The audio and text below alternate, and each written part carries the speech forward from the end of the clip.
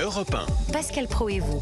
01 80 20 39 21, c'est le numéro non surtaxé que vous composez pour réagir à l'antenne, puisque jusqu'à 13h, Pascal Pro vous écoute sur Europe 1. Une femme de 24 ans est morte, vous le savez, après avoir été touchée chez elle dimanche soir par une balle perdue, une rafale de Kalachnikov tirée à l'aveugle. Nous sommes avec José qui nous appelle régulièrement, déjà depuis le début de cette émission. Bonjour José. Bonjour, c'est Paul. Vous connaissez Marseille, vous connaissez ses quartiers, vous connaissez ses gangs. On a l'impression qu'il n'y a plus rien à faire, qu'une sorte de fatalité désormais règne sur cette ville. Est-ce que vous partagez cet avis ? Il n'y a plus rien à faire. Pour quelle raison, M. Paul ? Parce que vous avez des gens comme Darmanin, Macron et, comment il s'appelle, Moretti, qui ont du sang sur les mains. Tout simplement parce qu'ils ont organisé leur impuissance, leur lâcheté. Ils ont consenti à tout ça. Les ministres de l'Intérieur depuis quelques mois, Gérald Darmanin, c'est 40 ans de laxisme. C'est pas tant lui. Je peux finir, M. Paul ? Je vous en prie. Ça fait 6 ans qu'ils sont là. Monsieur Paul, quand je dis ils ont consenti à leur impuissance, à leur faiblesse, d'accord ? À leur lâcheté. Quand vous ne construisez pas des places de prison, quand vous ne construisez pas de centres de rééducation fermés pour mineurs, quand vous ne construisez pas des tribunaux pour mineurs... Mais ça, c'est la justice, c'est pas le ministre de l'Intérieur. Non, mais oui, d'accord. Mais alors, monsieur Pro, quand on ne vous donne pas la possibilité de faire ça, parce que Macron, il a fait exprès de mettre, comme il s'appelle, Moretti, le pur socialiste, et comme il s'appelle Darmanin, qui brasse du vent, du vide et de l'air pour rien faire, et lui, il aura un destin de feuilles mortes, ça ne peut pas fonctionner. Vous comprenez ce que je veux dire ? Vous consentez à ça, vous comprenez, monsieur Pro ? Je pense que M. Darmanin n'est pas le responsable, si vous voulez, c'est tout un système depuis 40 ans qui n'a pas pris à bras le corps ce sujet. Mais tous les politiques. Les deux plus gros tragiques de l'histoire qu'on a eu comme président, d'accord ? Je parle pas de Mitterrand et tout ça, c'est Hollande et Macron. Pourquoi ? Parce qu'ils ont baissé leurs culottes devant ces gens-là. Vous comprenez ? Je pleure, moi, chaque fois qu'il y a des dommages collatéraux, des femmes de 24 ans. J'arrive pas d'y penser. Comment ils font pour vivre comme ça, eux ? Je voudrais savoir. Moi, Darmanin, pour moi, il doit démissionner.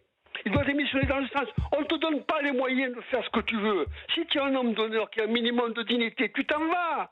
Vous comprenez, monsieur Pau ? Il se bat sans doute, Gérald Darmanin, par exemple. Arrêtez, monsieur Pau, de lui dresser des lauriers. Vous voulez que je vous dise ce qui se passe dans les quartiers nord, moi ? Dites-le moi. Vous voulez que je vous dise ce qui se passe dans les quartiers nord, dites-moi, ça m'intéresse. C'est envahi par les OQTF, les sans-papiers. Vous avez des familles qui partent, qui pleurent, parce qu'elles sont squattées par les OQTF, qui les menacent de mort et tout. Mais je suis d'accord avec vous, mais comment faire ?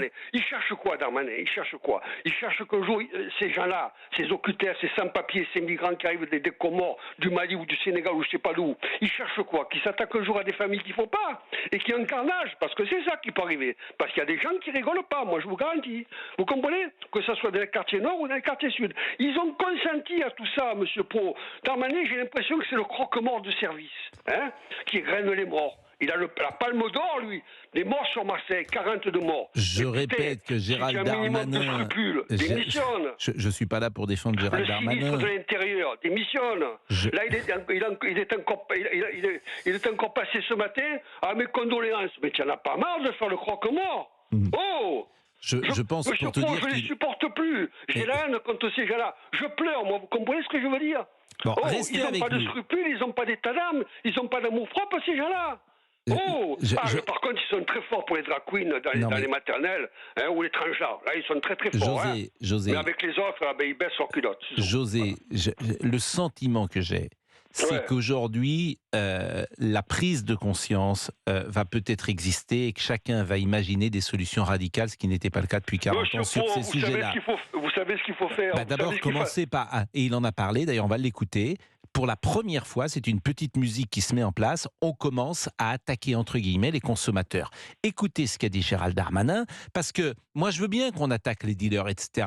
Mais ceux qui prennent de la cocaïne, dans tous les milieux, ils encouragent les filières. Et il va falloir aller peut-être les chercher, ces gens-là. Et Gérald Darmanin en a parlé, et c'était pas si fréquent. Écoutez. Il y a moins de 10% de Français qui fument du cannabis. il y a moins de 5% de gens qui consomment de la cocaïne ou des drogues de synthèse. Et bien si ces gens arrêtaient de consommer la drogue, arrêtaient de fumer des joints, arrêtaient de prendre des rails de coke, ça peut paraître festif comme ça, mais vous faites naître ce genre de règlement de compte, vous faites naître d'exploitation des personnes, d'exploitation des mineurs, des assassinats, le financement du terrorisme, le financement de la prostitution. Et il y a un lien évident pour chaque citoyen entre consommation d'une matière illicite, la drogue, et trafic et malheureusement règlement de compte. Nous sommes très mobilisés pour gagner cette bataille contre la drogue, mais je veux dire que chaque Français, chaque citoyen français a une part de responsabilité en arrêtant de consommer de la drogue. Eh bien, il a raison sur ce qu'il vient de dire, José. Mais Rudy Mana est avec nous aussi. Il est porte-parole d'Alliance Police. Bonjour, monsieur Mana. Bonjour. Moi, j'ai le sentiment désormais que si on ne prend pas des solutions radicales, si on ne change pas complètement notre façon d'opérer et donc de logiciel, ça perdurera. Est-ce que c'est ce sentiment que vous avez également, monsieur Mana? Bonjour. Bien sûr, vous avez raison, Pascal Praud. Le logiciel doit être changé en totalité parce que vous savez, nous, dans ces cités, et moi je suis flic, je suis habitant marseillais, et aujourd'hui, il faut se dire les choses. J'ai honte pour ma ville. Je me dis, est-ce que je dois continuer à vivre à Marseille? Parce que c'est tellement impressionnant tout ce qui se passe. C'est tellement hallucinant de voir qu'il y a des règlements de compte quasi tous les jours. La procureure de la République l'a dit, on a plus de 100 blessés par balle suite à des règlements de compte. On a 44 morts. C'est du jamais vu quasiment à Marseille. Et face à ça, on a des policiers qui luttent avec courage, détermination. Et pourtant, rien n'évolue. On n'a jamais fait autant de saisies de stupes. On n'a jamais fait autant de saisies d'armes à feu. On n'a jamais cassé autant de réseaux de stupes.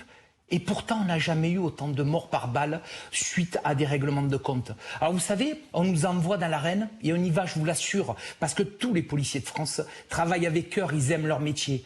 Mais aujourd'hui, on est arrivé au rupteur. Parce que si on y va tout seul dans cette arène, on n'y arrivera jamais.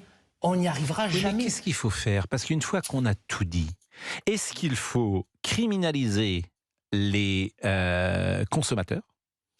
Est-ce qu'il faut prendre des sanctions nouvelles pour les dealers? C'est-à-dire que la deuxième, troisième ou quatrième fois qu'ils sont pris, on fait comme aux États-Unis, ils sortent plus.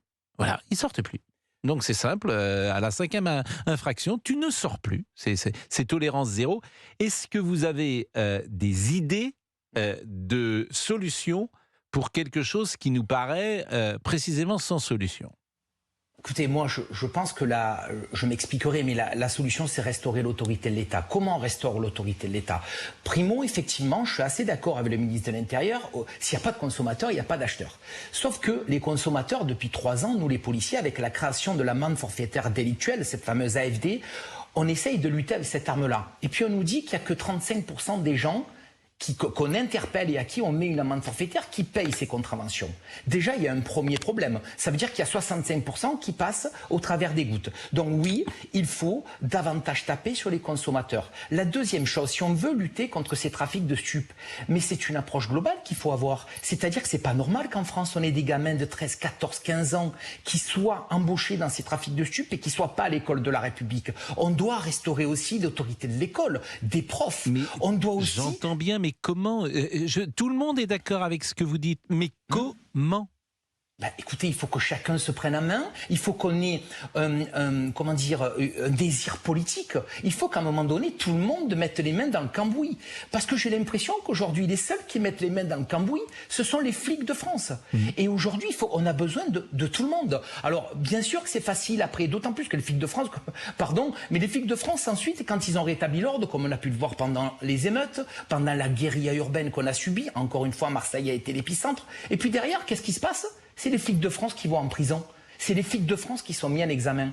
Je rappelle effectivement que le policier qui a tué Naël est toujours en prison et qu'on peut considérer que ce n'est pas sa place qu'il soit en prison, puisque il n'échappera pas à la justice par définition. Il a toutes les garanties pour être présent durant l'instruction. Et j'ai appris également, ce qui m'avait beaucoup choqué, c'est que le juge d'instruction, depuis le mois de juin, ne l'a toujours pas entendu une seule fois. J'ai envie de dire que ce policier croupit dans une prison de France, ce qui ne me paraît pas sa place.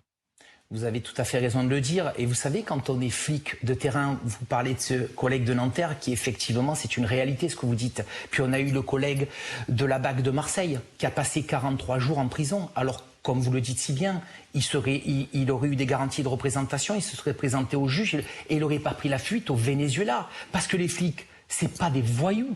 Les flics, c'est pas des délinquants. Les flics, quand ils rentrent dans la police, c'est pour garantir la paix. Gardien de la paix, monsieur Pro. On est des gardiens de la paix et on est fiers de ce terme-là. On a envie de garantir la paix publique. Mais vous avez, sauf qu'aujourd'hui, on n'a pas les moyens. On n'a pas la sécurité juridique pour le faire. On est en insécurité juridique. Déjà, ça sera un premier point. Et puis, de grâce, redonnons du sens à notre travail. Et le sens à notre travail, on le donne quand un policier interpelle des mecs. Eh bien, il faut que ce mec, il soit condamné, qu'il ait une sanction pénale. Et que cette idée d'impunité n'existe plus en France. C'est ça dont ont besoin les policiers aujourd'hui, parce que je vous assure que le moral, et vous le savez, monsieur Pro, le moral est au plus bas dans la police. On n'a jamais eu autant de démissions, on n'a jamais eu autant de gars qui veulent partir. J'entends, monsieur Mana, et je rappelle que vous êtes porte-parole Alliance Police et qu'on peut vous écouter à l'instant même à 11h28 sur Europe 1. Mais lorsque, parallèlement à ce que vous dites, j'apprends que le syndicat de la magistrature sera ce week-end à la fête de l'humanité, que ce syndicat participera à des tables rondes dont les intitulés ne laissent aucun doute sur le parti pris idéologique, comment le mouvement social peut-il faire face aux violences policières, eh ben je suis un peu inquiet, évidemment, pour la justice de France quand le garde des Sceaux laisse faire ça, et il ne peut pas faire autrement puisque c'est un syndicat de la magistrature qui a tout pouvoir en France, en tout cas qui a un pouvoir d'influence important, mais qui surtout est autorisé. On pourrait imaginer que les magistrat ne soit pas syndiqué. Je rappelle qu'un magistrat, a priori, doit être impartial et ne fait pas de politique, ce qui n'est pas le cas manifestement avec ce syndicat de la magistrature. La pause, on revient, à tout de suite. Europe 1, Pascal Praud. Merci de nous rejoindre sur Europe 1. Pascal Praud et vous accompagne jusqu'à 13h et vous donne la parole. C'est votre émission. Vous appelez au 01 80 20 39 21, Pascal. Olivier Véran, le porte-parole du gouvernement, était l'invité ce matin de Sonia Mabrouk à 8h10 sur Europe et sur CNews également. Il a évoqué cette situation des dealers. Ce qui est en train de se passer, c'est qu'on dérange les dealers dans les quartiers. On mobilise, vous le voyez, les CRS 8 dans les quartiers des villes. On mobilise, on ajoute des forces de police. Il y a une lutte qui est acharnée contre la drogue et contre le trafic. Nous faisons reculer le trafic. Il y a des points de vente qui sont supprimés tous les jours dans des grandes villes. Prenez l'exemple de Marseille, puisqu'il s'agit de Marseille. Il y a des dizaines de points de vente qui ont été supprimés et qui n'ont pas été rétablis sur place avec l'action des forces de police et de sécurité intérieure. On va continuer à le faire. C'est une lutte, encore une fois, qui n'est pas un problème franco-français, mais qui est particulièrement aigu dans certains quartiers des villes. Alors, je vois peut-être un élément de langage, parce que Gérald Darmanin disait la même chose, c'est-à-dire que le gouvernement dit, comme on dérange les dealers, ils se sont un petit peu déplacés, et cette femme qui est morte peut être une des conséquences de ce déplacement. Rudy Mana, vous avez écouté le porte-parole du gouvernement, est-ce que vous partagez cet avis ? Est-ce que la politique est assez offensive ? Il a raison, on lutte avec acharnement. Les policiers luttent vraiment avec acharnement contre ces trafics de stupes. Comme je vous l'ai dit tout à l'heure, on n'a jamais serré autant de délinquants qui sont dans les trafics de stupes et jamais saisi autant de produits. Mais vous savez, pour la fermeture des points de stupes, bien sûr que quand on y est tous les jours, les mecs, ils sont pas débiles non plus. Ils ferment ce point de stupes, mais souvent, ils essayent de le réouvrir ailleurs. Parce que pour ce drame qui s'est passé hier, et croyez bien que quand on est flic et qu'on arrive des premiers sur un drame comme ça, pour cette jeune femme de 24 ans qui se trouve à son domicile, dans sa chambre, et qui prend une balle dans la tête d'une arme de guerre. C'est horrible pour un policier d'arriver sur une scène comme ça. Et on voit que ce quartier, je vous assure, c'est un quartier plutôt tranquille de Marseille. C'est un quartier qui est très bien fréquenté, c'est pas une cité sensible. Et quand on voit que les délinquants viennent là, quand on voit que ces voyous, que ces fous furieux viennent là pour tirer à l'arme de guerre, on peut penser que c'est des points de stupes qu'ils veulent récupérer. Parce qu'au départ, ils tirent sur un lieu où il y a une implantation de points de stupes. J'appelle ça la terrorisation de ces points de stupes. Bon, ils n'ont pas été interpellés, hein, bien sûr. Non, pas encore. L'enquête est en cours, sans doute, et ça ne doit pas être simple, j'imagine, de les interpeller. Bien sûr, la police judiciaire marseillaise, bon, vous avez bien compris, Pascal Praud, qu'elle a un boulot gigantesque, hein, parce qu'on est à peu près un mort tous les 2 jours. Donc, effectivement, elle fait un travail remarquable. Je crois que l'année dernière, les statistiques, c'était un tueur sur 2 Mais il y a avait été des pistes, interpellé. par exemple, dans cette affaire précisément. Est-ce qu'on sait, est-ce qu'on peut savoir, à votre avis, est-ce que celui qui a tué, ou celle qui a tué d'ailleurs, sera retrouvé ? Moi, je crois que on va arriver à le retrouver. Vous savez, ce sont souvent des équipes qui se structurent, des équipes de flingueurs, hein, parce qu'il faut se dire les choses. Je crois que la PJ marseillaise a déjà chopé 5 équipes de flingueurs cette année. 5 équipes hyper bien structurées, des commandos qui tuent pour des règlements de compte, parce que ça existe à Marseille, ça existe en France. Bien. Il faut le savoir. Donc la PJ travaille d'arrache-pied. Je crois qu'on arrivera à les retrouver. Il faut juste leur laisser le temps de l'enquête. Et croyez bien que ce sont des mecs formidables et qui trouveront ces satanés tueurs.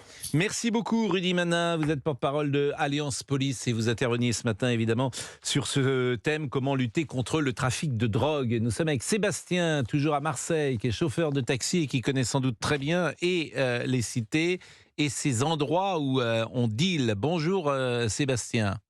Bonjour Monsieur Praud. Et merci Bonjour. d'être avec nous. Quel témoignage vous pouvez nous apporter sur les points de deal à Marseille ?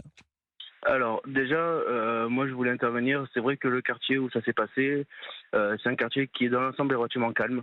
On n'est pas gangréné comme dans le quartier nord, puisque c'est pas le quartier nord. On sait qu'il y a des points de deal. C'est un quartier où on arrive encore à passer tranquillement, où on n'est pas forcément fouillé. Qu'est-ce que vous appelez fouiller ? Moi, je sais que en tant que taxi et dans les ambulances avant, parce que j'étais ambulancier, quand on rentrait dans le quartier nord, dans certaines cités, c'était ouverture de l'ambulance, ouverture des voitures, du coffre, pour voir si personne ne se cache dedans. Si, quand je parle personne, c'est la police. Donc c'est-à-dire que c'est les dealers qui faisaient la fouille ? Alors, Ou c'est les pas le dealer guetteurs, lui-même, en mais c'est l'occurrence. les guetteurs, voilà. Quand vous arrivez et que vous arrivez face à un mur, parce que quand on arrive dans des cités comme les Rosiers, puisqu'elle est très défavorablement connue, quand vous arrivez et que vous avez des gravats de partout, des poubelles, des frigos, et que vous êtes obligé de manœuvrer pour pouvoir essayer de rentrer dans la cité pour aller travailler, hein, parce que moi je ne fume pas, je n'ai jamais fumé. Je n'ai jamais touché aucune drogue, mais par contre, je suis obligé de rentrer dans ces quartiers pour aller chercher mes patients ou amener les clients. C'est-à-dire que vous acceptez encore, parce que j'imagine qu'il y a des confrères à vous, des collègues à vous qui ne veulent même plus aller dans ces cités à Marseille. Ah oui, il y en a qui veulent plus rentrer. Mais vous y allez. Moi, quand j'arrive à rentrer, oui. Quand j'arrive à rentrer. C'est-à-dire que parfois vous ne pouvez même pas rentrer. Non. Il y a 2 mois de cela, j'avais un patient qui sortait de chimiothérapie. J'étais obligé de le laisser à 500 mètres de chez lui parce que je n'ai pas pu rentrer dans la cité. Et vous cherchez à négocier avec les guetteurs ? Non, sincèrement non. De toute façon, mon patient qui était avec moi, il m'a dit laisse-moi là. Donc je l'ai laissé. Je ne cherche même pas à négocier parce que je vais essayer de rentrer. Pourquoi ? Et ces guetteurs ont quel âge ? Jeune, j'irai entre 15 et 20. Quand on arrive à les identifier, parce que souvent, grâce au Covid, ils avaient tous le masque, les cagoules, les capuches même en plein été. C'est très bien organisé, c'est-à-dire qu'ils font leur petit feu pour se réchauffer l'hiver quand il fait froid, ils ont leur parasol quand il pleut. C'est très très bien organisé. Donc en fait, vous ne pouvez pas rentrer. Et moi, ça me fait très très mal parce que Marseille, c'est une ville magnifique. Régulièrement, on parle ensemble de Cassis, du Vieux-Port, de la Corniche, des plages, c'est des calanques. C'est magnifique. Et en fait, c'est pas Marseille. Marseille, voilà, malheureusement, c'est les quartiers nord, c'est ce trafic de drogue. Et les dealers trouvent de toute façon toujours des moyens. Ils avaient créé le shit drive. Vous allez acheter directement à la portière votre shit. Les livraisons de drogue par scooter. Ils arrivent toujours à trouver une solution. Mais moi, c'est désastreux de voir ces quartiers-là à l'abandon. Et c'est eux qui détruisent le quartier et qui le rendent complètement pourri, parce qu'il n'y a pas d'autre mot. Et c'est des véritables taudis. Je comprends que les gens ne veulent pas investir. Ils ne veulent pas reprendre possession des quartiers. Merci beaucoup Sébastien de ce témoignage, parce que vous êtes chauffeur de taxi, donc vous êtes en prise directe avec le terrain, et ce que vous nous dites, on le sait d'ailleurs, vous témoignez d'une réalité qu'on connaît, des des taxis fouillés, des taxis qui ne peuvent pas entrer dans les cités, des points de deal gardés par des jeunes de 15 ans. Mais c'est toujours aussi effrayant d'entendre un témoignage comme celui-là. Il est 11h39. Dans quelques instants, on va marquer une pause. Mais Monsieur Olivier Guénec est là. Monsieur Olivier Guénec est l'homme de la page Facebook qui a créé cette page Facebook. On est à combien d'ailleurs? Alors là, on est presque à 1500 personnes dessus. Oui, alors allez-y, rejoignez-nous. Donc en gros, c'est 500 par jour. À peu près, oui. Bon, on a dit que... Oui. À peu près. Oui, donc, oui, c'est ça. Donc 500 par jour, ça fait 5000 en 10 jours. Ça fait exactement 5000 en 10 jours. Ça fait donc 10 000 en 20 jours. Oui, c'est ça. Donc a priori, la page Facebook pourrait être à 10 000 dans une vingtaine de jours. Donc dans une vingtaine de jours, vous me payez un dîner avec un auditeur. C'est quand même fou, ça. Moi, je le paye. Ah bah merci beaucoup. Je le paye. Mais si c'était une auditrice, évidemment, ce pourrait être plus intéressant pour vous. Ah bah oui, forcément, oui. Mais oui, c'est le hasard qui dira. La main de Dieu Peut-être que l'auditeur aura une sœur. sur notre destin. Et imaginez que ce 10 millième... cette 10 millième personne, ce soit la femme de ma vie. Et ça serait formidable. Ça serait incroyable. Eh bien, moi, je vous paye un dîner dans un bel endroit de Paris. Oh, merci beaucoup. Exactement. Attendez, mais ça tourne là, c'est enregistré. Je ferai une note de frais. On est en direct. Oh là là. C'est ce qui me semblait aussi. De frais. Non, mais vraiment, et on le dit aux auditeurs, auditrices. Oh, mais c'est fou. Merci beaucoup. Bon, c'est un rêve qui se réalise. Allez, c'est parti. Les réseaux sociaux. Oui.